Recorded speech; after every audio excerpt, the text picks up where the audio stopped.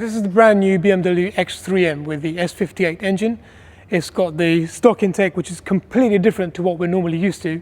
We'll explain a little bit about how that works, and then we'll show you what we did to try and improve on the design. So this is already loose, and the strut brace has already been removed. So I'll show you the airbox. So as you can see, the airbox sits on top of the engine, and it's very different to what we're normally used to. You've got 4 filters which are integrated into the top, and you've got your 2 air feeds, one on this side which feeds from the front, and you've got the other air feed which is right here, which feeds from the front, just behind the grills. The air goes into this middle section, and then it's sucked through the filters into 2 chambers. So you've got 2 separate air boxes, one here and one here. They then feed separately into the turbos. So you've got one feed here and the second feed here into the 2 turbos. Now, we looked at this for a while with dread, to be honest. It's so unusual. There's really not a lot more you can do with it in terms of change the fundamentals of the design.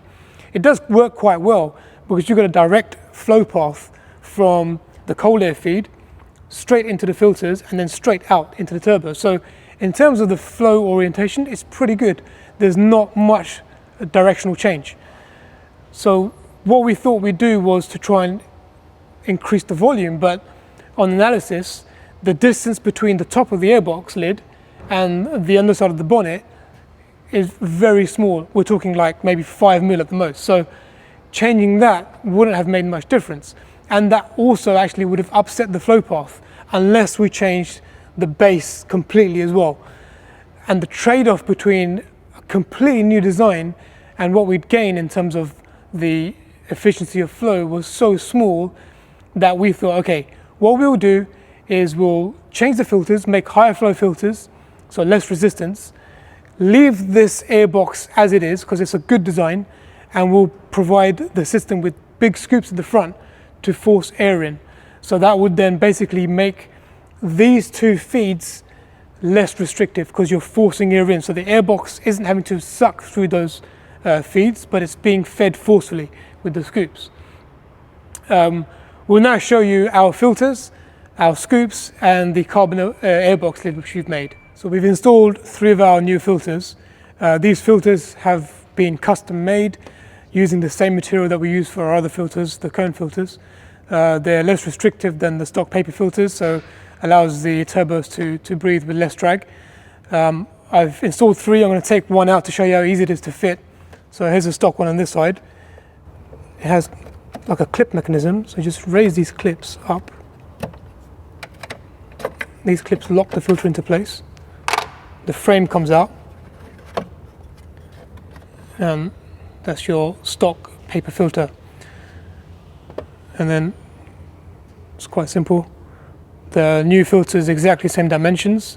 It has a rubber sealing structure around it that slips into the frame like that, and then the entire frame just goes back into position and then locks with the 2 clips.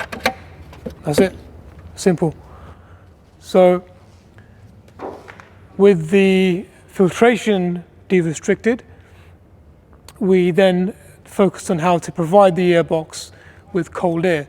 So as you're driving, forced air is then moved into the filter area. So at the front now you can see the 2 scoops that we've designed and installed.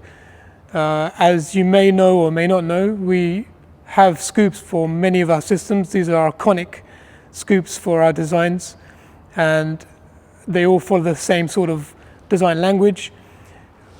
They're curved continuously, so you haven't got a flat face. Also, although they're quite large, because they're curved on the back, the airflow as you're driving is able to move around the back of the scoop, so you don't get any heat spots on the radiators, so you don't have any issues with cooling.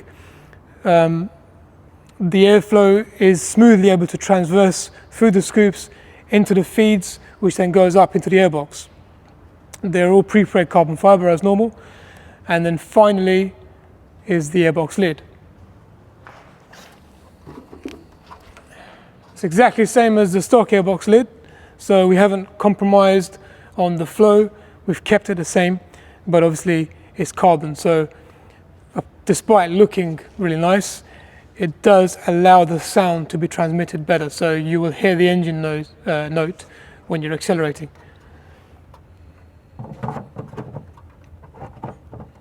So we'll screw this down and put the strut brace on and show you what it looks like. This badge is transferred from the stock airbox lid and can be put easily onto our system. We've put the strut brace back into position, the screws are back onto the airbox lid and the grooves are back into place. So that's what it looks like with the complete installation. You can actually now see how deep the strut brace travels through the airbox lid, which gave us that extra complication when thinking about how to redesign it. So given the available space, it's actually a very good airbox design. We did do a back-to-back test in acceleration between the stock system and our filters and scoops. We found that with our system in place, there was a 0.2 second improvement in acceleration between 60 to 130 miles per hour. So you get that performance increase. You also have a sound improvement. You can hear the engine better with the system. It's a good overall package, given the restrictions in place. For more information on this intake, you can look at our website or contact your nearest Eventury dealer.